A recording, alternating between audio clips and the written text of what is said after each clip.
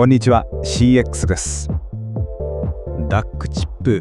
ES90399 に M を搭載するドングル DAC 製品はまだまだ少ないです。そしてボリューム調整機能を持った製品となるとさらに限られてくるかと思います。先代 DAC チップ ES9-03892M は数多くの製品が発売されたように思いますが、 ES90399M もそのような未来があるのでしょうか。そのような状況を踏まえ ES90392M 搭載製品の比較をやってみたくて該当する製品を集めてみました。ということで今回は製品比較 USB DAC IEMA の H3vs セレストの CD20 です。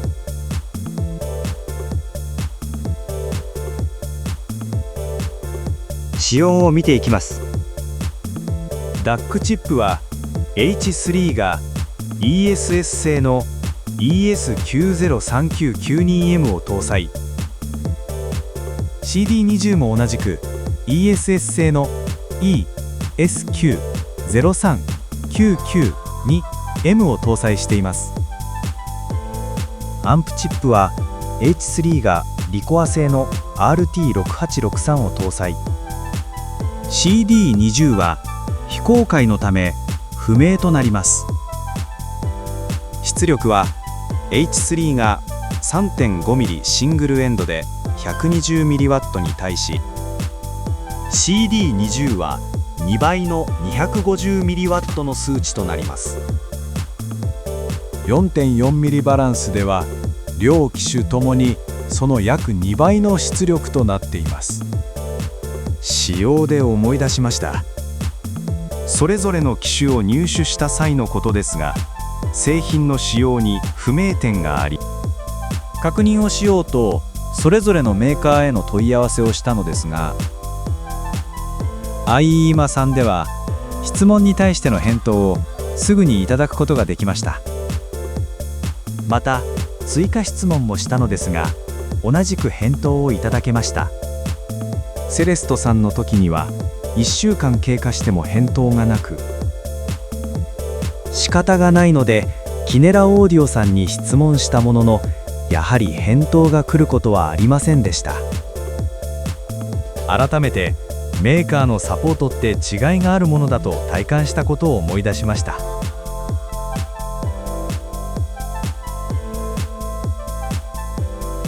外観を見ていきます。サイズは数ミリの違いはあるものの同じくらいと思っていましたが、実物を比べると幅寸法3ミリの違いは大きいようで、 CD20 の方が大きい印象を受けます。 H3 はスクエアな形状で CD20 はラウンド形状といったところでしょうか。そのデザイン傾向はボタンの形状にも反映されているようです。そして再生サンプリングレートを表示する RGB のインジケーターランプは両機種ともに搭載していません。日本国内販売でよく目にする製品には当たり前のように搭載されているインジケーターランプやディスプレイ表示ですが、視野を広げると当たり前ではないということでしょうか。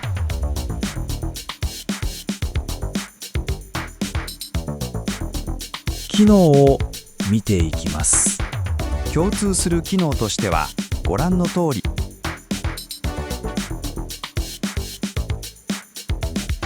そして H3 にはデジタルフィルターの選択機能があるようですが、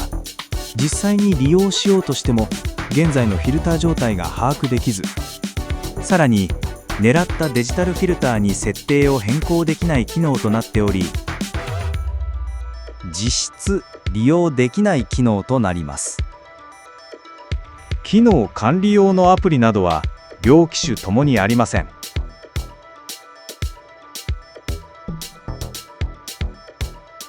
消費電流量について、接続するデバイスのバッテリーへの負荷量がどれくらいなのかを見ていきます。測定条件はこの内容で、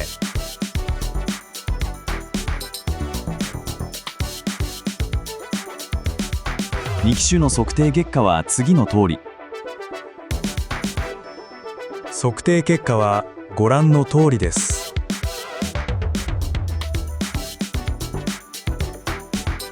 若干ではありますが H3 の方が消費量が多いです。予想としては出力の大きい CD20 の方が多いと予測していましたが、そうではない結果となりました。この結果からすると、スマホとの接続時にはどちらを使用するときにも CB19 を利用してモバイルバッテリーからの給電状態で運用した方が良さそうです。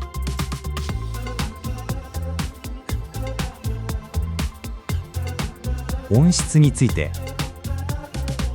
音色の傾向としては似ているようで違う印象を受けました。低音域の出方は H3 は突出せずフラットな印象ですが、 CD20 は力強さを感じる出方に感じました。そして中音域は H3、CD20 ともに盛り上がりを感じる印象を受けるのですが、 CD20 の方がより強く出力を感じる印象です。高音域はどちらの機種も減衰を感じますが、 H3 の方が中音高域から高音域への部分がバランスいいように感じられますが、 CD20 はその境目周波数帯域あたりに突出した山を感じます。そのため高音域の減衰している印象がより一層強く感じられます。それぞれの音色イメージはこんな感じです。それぞれの音を収録しました。収録の条件はこの内容です。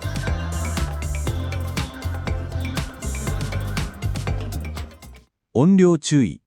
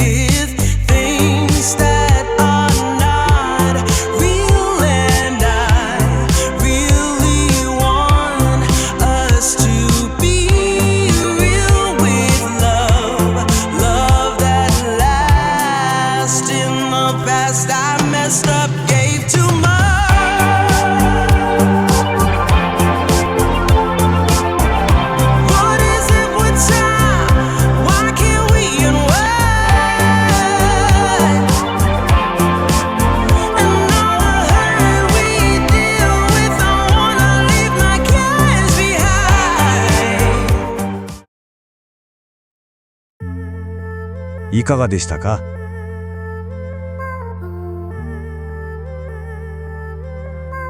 苦悩的には物理ボタンでの音量調整機能もあり、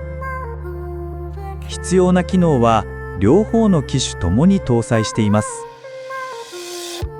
H3 についてはデジタルフィルター機能が実用的であれば一歩リードしたかもしれません。サイズは両機種ともに同じような大きさ。